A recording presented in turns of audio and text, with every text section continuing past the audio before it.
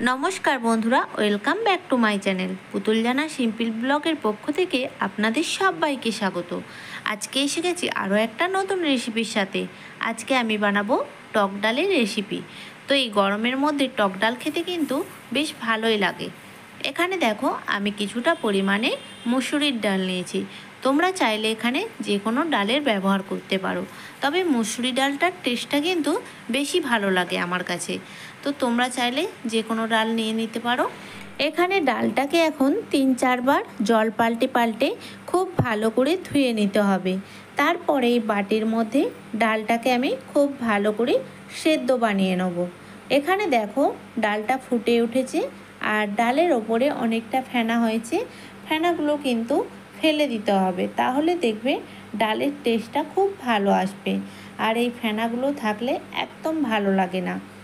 এখন ডালটাকে খুব ভালো করে আমি সেদ্ধ করে নেব। যেহেতু আম ডাল হবে তাই ডালটাকে একেবারে ভালো করে সেদ্ধ করতে হবে। তো দেখতেই পাচ্ছ ডালটা খুব ভালোভাবে সেদ্ধ হয়ে গেছে।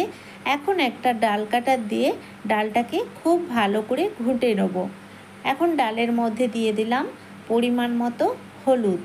এবারে ডালটাকে খুব ভালো করে ঘুটে নিতে হবে।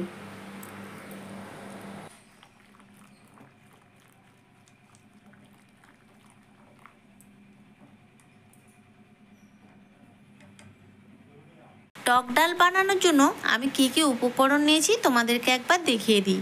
এখানে আমি সরু সরু করে 4 ফালি আম কেটে নিয়েছি, আর নিয়েছি 3 থেকে 4টে কাঁচা লঙ্কা চেরা, আর এখানে আছে কালো সর্ষে কিছুটা পরিমাণে, আর নিয়েছি গোটা জিরে, 2টো তেজপাতা, আর আছে একটা শুকনো লঙ্কা। টক ডালের মধ্যে কিন্তু কালো সর্ষেটা মাস্ট। তো চলো এখন গ্যাসের মধ্যে একটা কড়াই বসিয়ে দিয়েছি। কড়াইয়ের মধ্যে দিয়ে দেবো কিছুটা পরিমাণে সর্ষের তেল। আর টক ডালটা কিন্তু সর্ষের তেল দিয়েই বানানোর চেষ্টা করবে।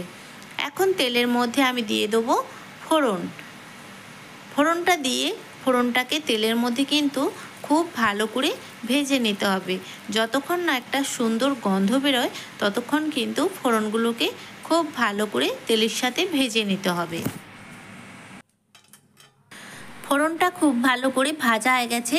এখন আমি এর মধ্যে দিয়ে দিলাম কাঁচা আম। আমের মধ্যে দিয়ে দেবো পরিমাণ মতো লবণ, আর দেবো 1 চিমটি পরিমাণে হলুদ গুঁড়ো। এখন আমগুলোকে ফোড়নের সাথে খুব ভালো করে ভেজে নিতে হবে।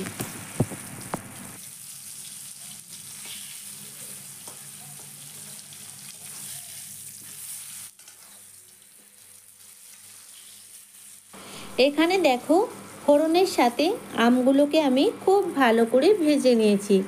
আর এখন এর মধ্যে দিয়ে দিলাম আগে থেকে সেদ্ধ করে রাখা ডাল। এবার ডালের মধ্যে দিয়ে দেবো পরিমাণ মতো লবণ, আর দেবো চেরা কাঁচা লঙ্কা। এখন ডালটাকে খুব ভালো করে ফুটিয়ে নিতে হবে।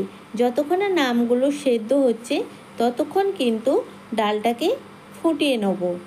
আর গরমের দিনে এইরকম টক ডাল সাথে আলু মাখা থাকলে আর কিছুই লাগবে না। এখন যেহেতু প্রচুর গরম, সেই হিসেবে সবজি খেতেও ভালো লাগে না আর বানাতেও ভালো লাগে না। আর মাছ মাংস তো একদমই খেতে ইচ্ছে করে না। তাই মুখের রুচি ফেরাতে বাড়িতে বানিয়ে ফেলুন এইরকম টক ডাল আর সাথে আলু মাখা। এখানে আমি ডালের ঘনত্বটা এরকম রেখেছিলাম, আর তোমরা চাইলে এর থেকে পাতলাও বানাতে পারো, আবার গাঢ়ও বানাতে পারো। তোমরা যেরকম পছন্দ করবে সেই হিসাবে ডালের ঘনত্বটা রাখতে পারো। আর আমগুলো কিন্তু ডালের সাথে খুব ভালোভাবে সেদ্ধ হয়ে গেছিলো। তো দেখতেই পাচ্ছ ডালটা কিন্তু আমার একেবারে রেডি। এখন আমি ডালটাকে একটা বাটিতে ঢেলে নেব। তো বন্ধুরা, আমার রেসিপিটা কেমন লাগলো অবশ্যই কিন্তু কমেন্টের মাধ্যমে জানাবে।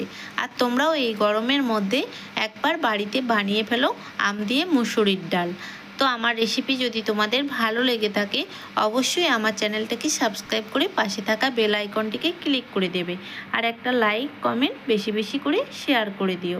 তো আজকের মতো এখানে